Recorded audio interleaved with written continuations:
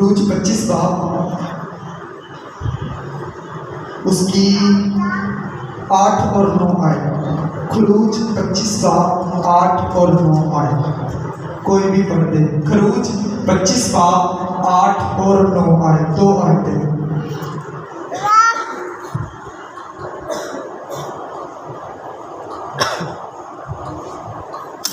اور وہ میرے لیے ایک مقدس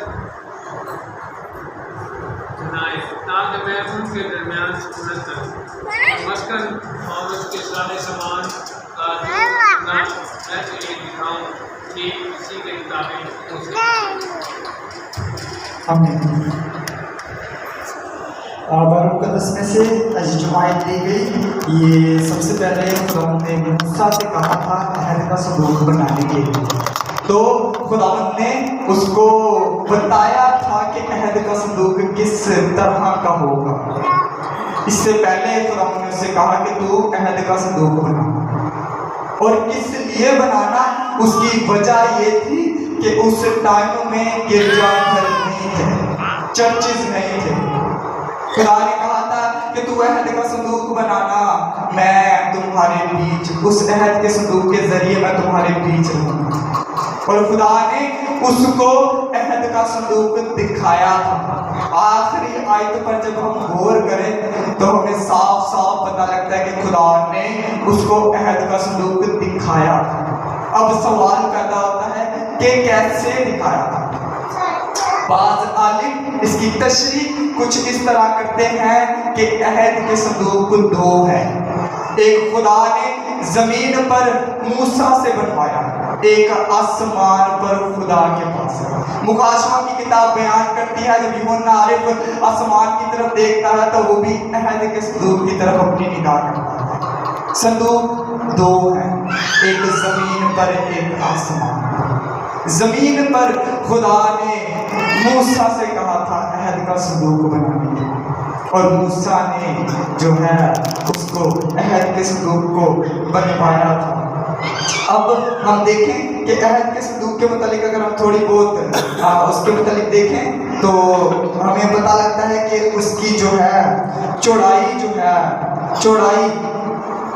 اس کی 2.5 ہاتھ تھی، لمبائی 2.5 ہاتھ تھی.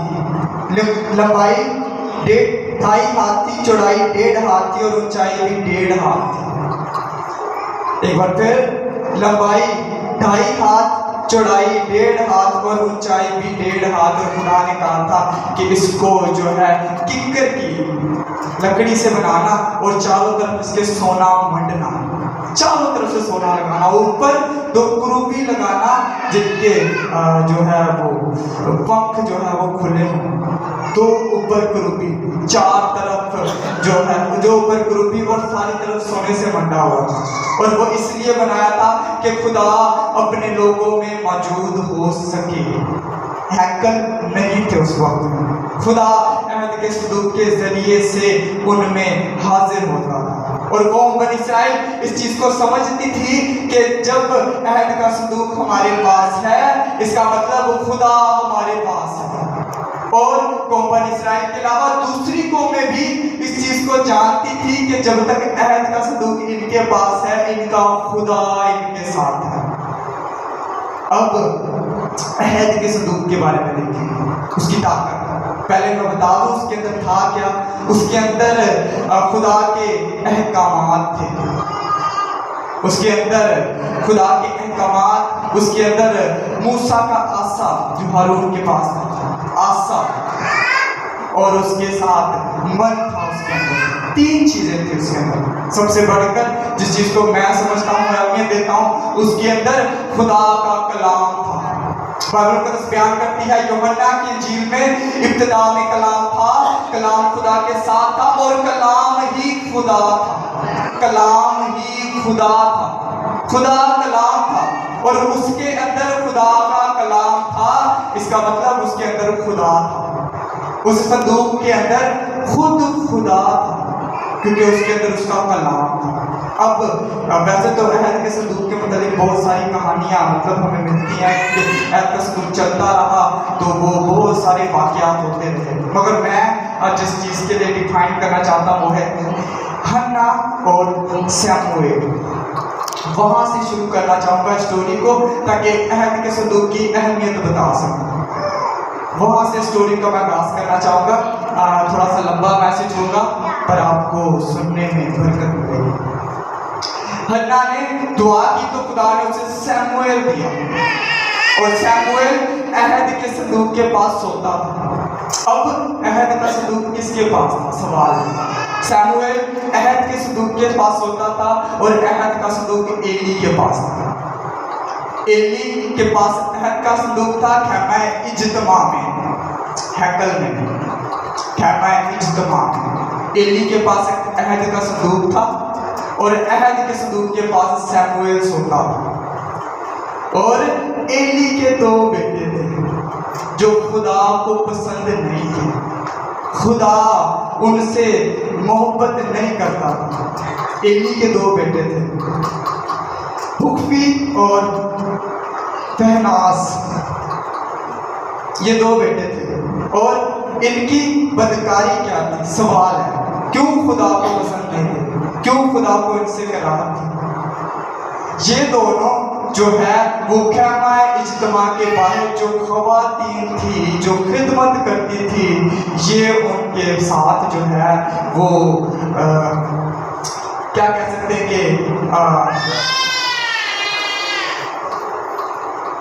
हम आगोशी करते थे उनके साथ। खुदा को पसंद नहीं था।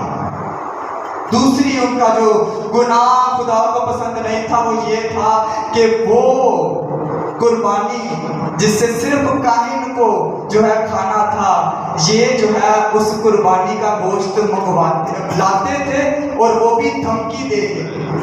अगर कोई मना करता तो उनको धमकी देते, और ये कुर्बानी का गोश्त उनको बोलते कि काहिन के लिए हमें कच्चा दे, हालांकि वो गोश्त उबाला जाता था। और वो जब उसे मना करते थे तो कहते थे हमें ये कच्चा गोश्त दे ताकि हम कबाब बना सके, अपने काहिन के लिए कबाब बना सके।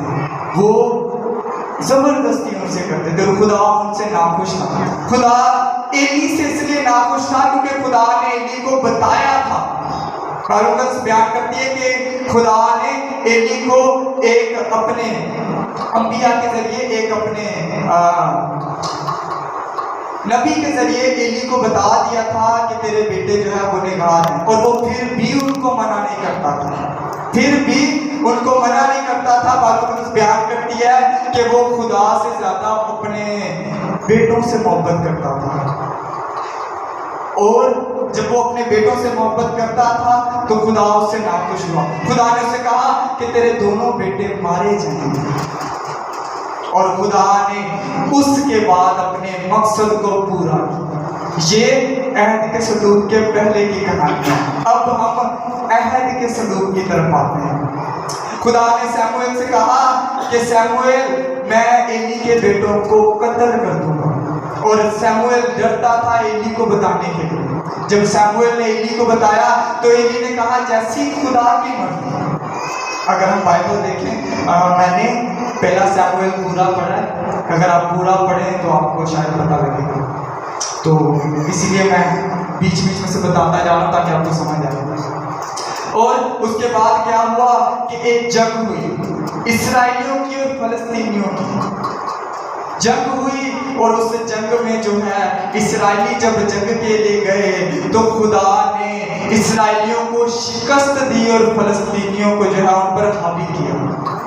और उनको लगा कि हम जो है अहद का संदूक जब इस जंग में ले आएंगे तो हमें फतह होगी। इस अहद के संदूक के जरिए वो एली के दो बेटे भी जंग में आए। खुदा ने उनको भी दो को उस जंग में बुला लिया, क्योंकि खुदा का मकसद उनको कत्ल करना था। बाइबल बयान करती है खुदा उनको कत्ल करना चाहता था, खुदा चाहता था, और जिसको खुदा हलाक करे उसको कोई नहीं बचा सकता। खुदा उनको मारना चाहता था, और खुदा ने उन दोनों को बुलाया और उन दोनों को वहां पर कत्ल किया, और अहद का संदूक वहां से छीन गया, इसराइलियों से छीन गया। और जब वो एक जंग में शख्स था जो जंग का ही था, वो जब वापिस आके जब उसने एली को बताया कि अहद का संदूक छिन गया। तो लिखा है एली जब अपने कदमों पर उठा तो वजन ज्यादा होने के बावजूद और उम्र ज्यादा होने के बावजूद वो गिरा और उसकी गर्दन जो है धड़ से अलग हो गई। एली भी उस दिन मारा गया, एली भी मारा गया, उसके बेटे भी मारा गए। अब एली की जो एक बहू थी, जो है पहनास, जो है उसकी एक बीवी थी, उसका जो है वो उस वक्त रहम से थी, उसके बेटा हुआ, उसके बेटा हुआ और उसने उसका नाम यकबूद रखा, जिसका मतलब है कि हशमत इस्राएल से जाती रही। उसने अपने बेटे का नाम यकबूद रखा इसलिए क्योंकि जब वो शख्स उसके पास आया उसने सबसे पहले ये नहीं पूछा कि मेरा शोहर कैसा है, उससे ये बताया गया कि अहद का सदूक छिन गया। उसको अपने शोहर से ज्यादा अहद के सदूक की फिक्र थी, क्योंकि वो जानती थी कि जब तक अहद का सदूक हमारे पास है खुदा की बरकत हमारे पास है। और उसने अपने बेटे का नाम जो है वो यकबूद रखा, यानी हशमत इस्राएल से जाती रही, बरकत इस्राएल से जाती रही। इस्राएल से अब तमाम किस्म की खुदा की बरकतें जो है वो अलग हो गई। और जब फलस्तीनी उस अहद के संदूक को वहाँ से ले आए अपने साथ, तो उनको लगा कि उन्होंने जो है इसराइलियों पर भी फतह पा ली और इसराइलियों के खुदा पर भी फतह पा ली। वो इस तरह समझते थे और उन्होंने क्या किया, वो जो है अपना जो अहद का संदूक जो अपने साथ लेकर आए थे उसको अपने बुत, जिस बुत की वो पूजा करते थे, दजून, उसके पास रखा। जद्दून, जब अपने बुत की पूजा करते थे जद्दून उसके पास रखा। और ये जो है जद्दून जो है अशदूर के शहर में थे। अशदूर के शहर में जद्दून बुत के पास रखा। यूं मतलब मैं एक मिसाल देना चाहता हूँ कि जैसे माज़रत के साथ सॉरी, जैसे मैं उनका एक बुत और पास उन्होंने अहद का संदूक रखा, यूं बुत के पास अहद का संदूक रखा। वो ये सोचते थे कि उन्होंने वो इसराइलियों के खुदा पर भी फतह पा ली। और जब उनके वो जो पुजारी थे उन्होंने जब बुत के आगे अहद के संदूक को रखा तो वो जब ताला लगाकर अपना बंद करके चले गए, तो जब वो सुबह आए तो उन्होंने देखा कि वो खुदा जिसकी वो इबादत करते हैं, वो खुदा जिसकी वो प्रस्तिश करते हैं, वो खुदा जिसको वो बड़ा ऊंचा मानते हैं, वो खुदा जिसकी तारीफ करते हैं, वो खुदा जिसके आगे गिरते हैं, वो खुदा अहद के संदूक के आगे गिरा पड़ा था।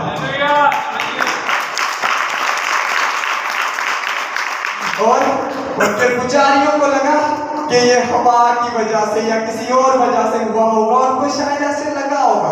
उन्होंने क्या किया, उन्होंने फिर उसको उसी जगह पर खड़ा कर दिया। फिर जब उसी जगह पर खड़ा किया तो फिर ताला बंद कर दिया, कुंडा लगा दिया, उसको बंद कर दिया। और जब सुबह फिर आए तो जिसके आगे वो झुकते थे वो जमीन पर टूटा पड़ा था, उसका धड़ जो है सर से अलग और उसके जो हथेलियां हैं वो दरवाजे पर पड़ी थी। खुदा ने उनके उस गुमान को जो वो समझते थे उसको चकनाचूर कर दिया।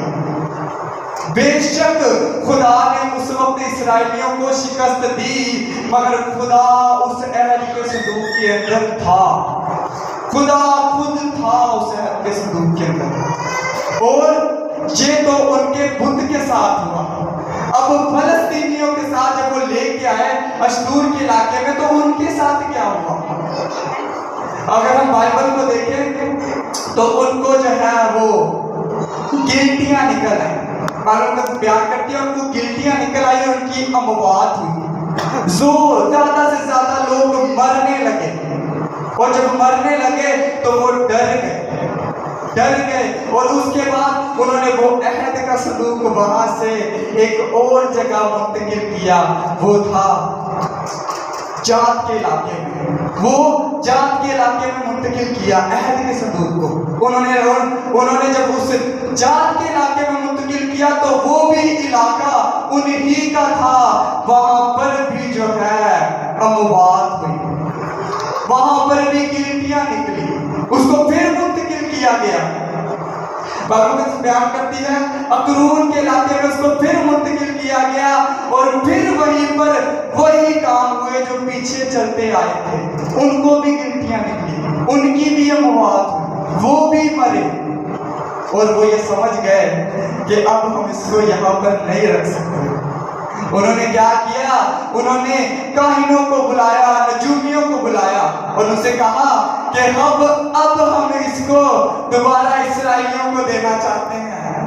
वो उस अहद के संदूक से डर गए और जब हम देखें बाइबल के अकॉर्डिंग तो काहिनों ने उनसे कहा कि तुम जो है जुल्म की कुर्बानी चढ़ाओ।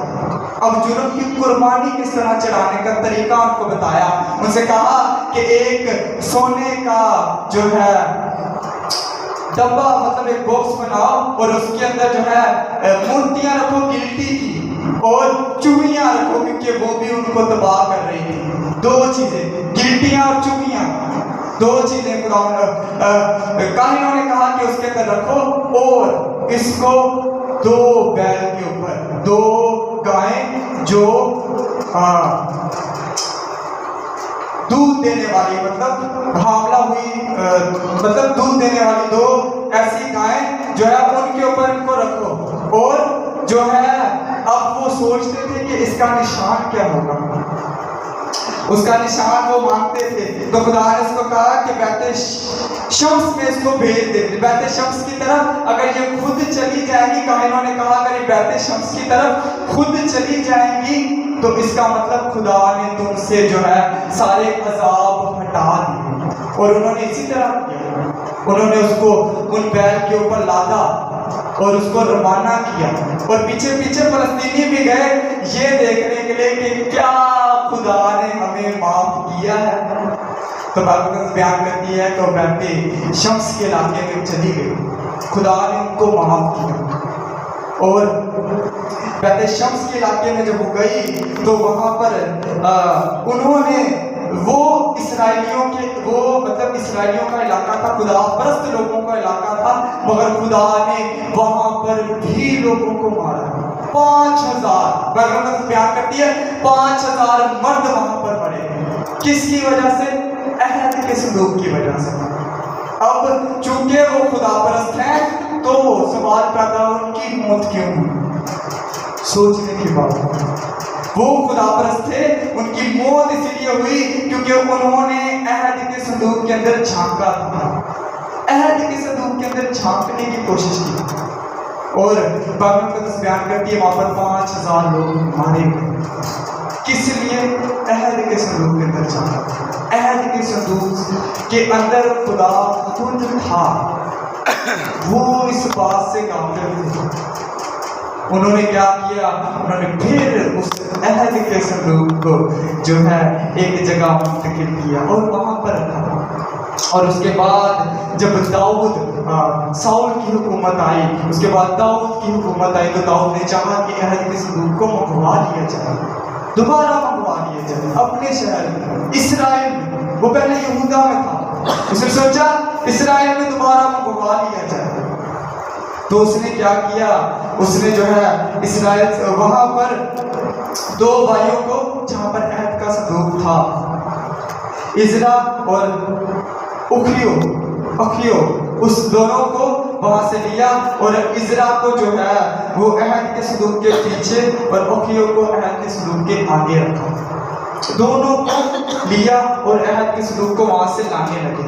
अब जब सफर के बाइस अहद का संदूक हल्का सा जो है वो लर्जा, तो अज़रा ने क्या किया? उसने उसको हाथ दिया।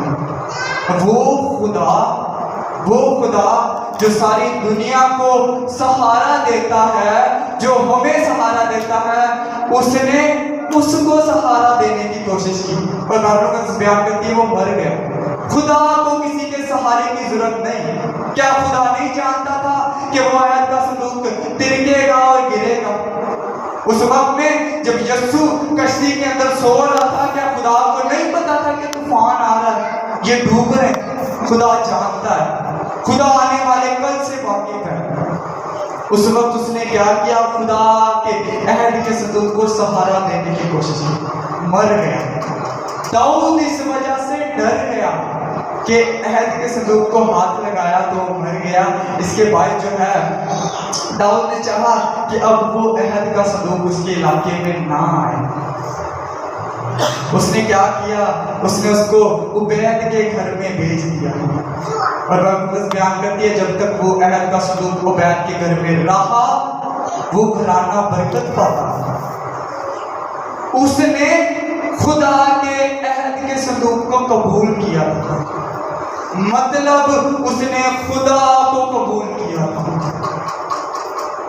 उसने खुदा को कबूल किया था। बाज़ औक़ात हम भी खुदा को कबूल करते हैं मगर पूरे दिल से नहीं।